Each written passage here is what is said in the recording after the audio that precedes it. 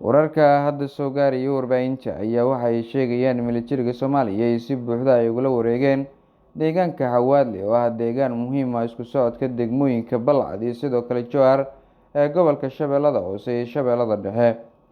Deegaanka Hawadle ee markaasi ah deegaan istiraatijiyadeed oo dabcan isku socodka degmooyinka Balcad iyo sidoo kale Jowhar ayaa laga soo warinayaa in ciidamada militariga Soomaaliya ay si buuxda ugula wareegeen iyagoo markaasi garabsanaya saaxiibada caalamka si gaar ah ciidamada EUSOM.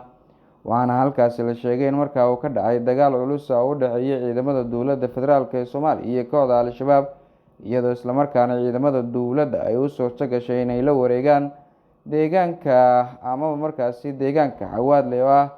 deegaan markaasi istiraatijiyadeed isku socodka degmooyinka Balcad iyo sidoo kale Jowhar ee gobolka Shabeellada Hoose iyo Shabeellada Dhexe.